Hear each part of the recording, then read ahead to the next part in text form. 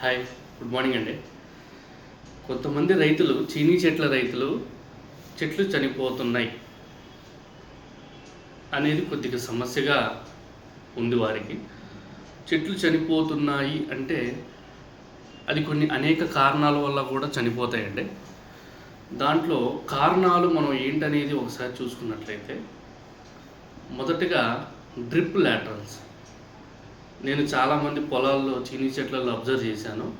వారు మొదల దగ్గర డ్రిప్పర్ అనేది పెడుతున్నారు.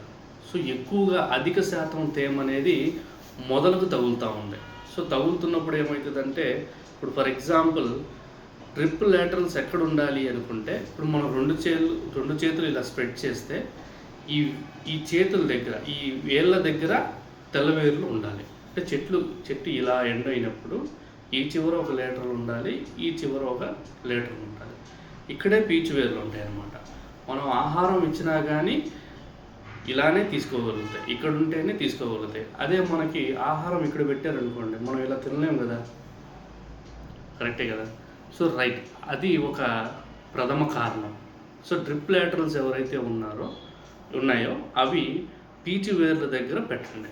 ఓకే, లేదు మనకు పీచు వేర్లు ఎక్కడున్నాయి కూడా అర్థం కాలేదు అనుకుంటే, మీరు మధ్యాహ్నం పూట ఒకసారి వెళ్ళినట్లయితే చెట్టు నీడ పడుతుంది. ఆ నీడ పడ్డ చోట ఎక్కడైతే ఎండ్ అవుతుందో అక్కడ మీరు డ్రిప్ లాటరల్ అనేది పెట్టుకోవచ్చు. అది ఒక కారణం. ఇంకపోతే చెట్టు చనిపోయక ముందే మీకు ఒక సిమ్టమ్ అనేది చూపిస్తుంది. ఆకులన్నీ కూడాను పసుపు వర్ణంలో అయిపోయి ఎండిపోయి రాలిపోవడం జరుగుతూ ఉంటుంది.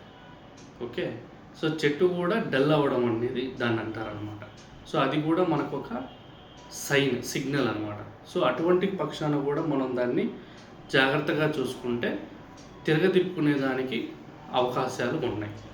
ఇంకపోతే మీరు ఒకవేళ చెట్టు విల్ట్ కారణం వల్ల కావచ్చు,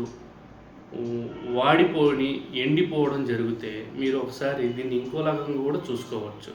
ఫర్ ఎగ్జాంపుల్, పీచు వేరు, పెన్సిల్ సైజు వేరు, తల్లి వేరు, 3 వేర్లు ఉంటాయండి.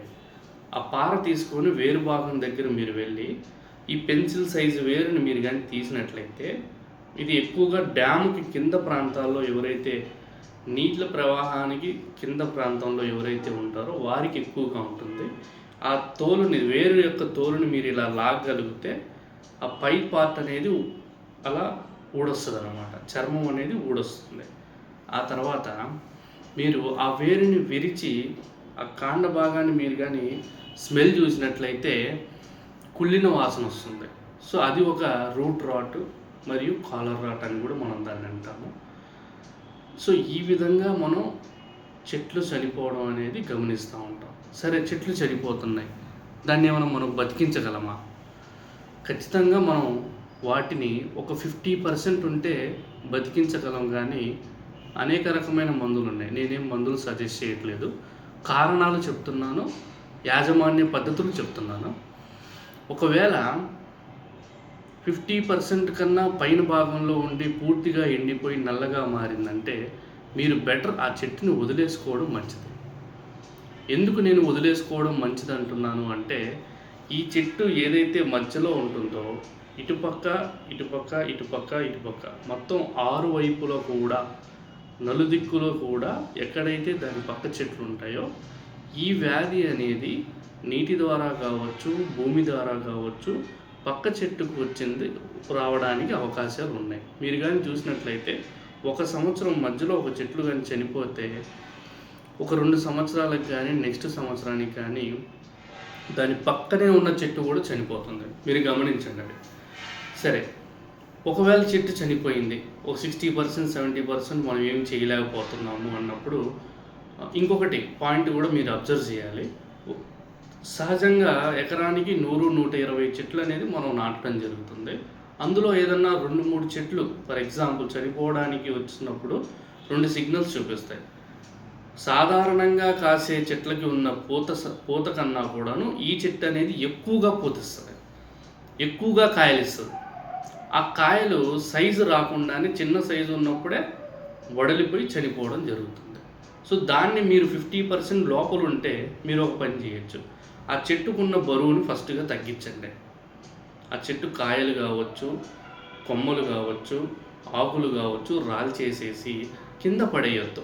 మళ్ళీ మీరు నీరు ఇస్తారు, అందులో ఉన్న శీలింద్రం మంచి చెట్లకు కూడా పాకే అవకాశం ఉంది.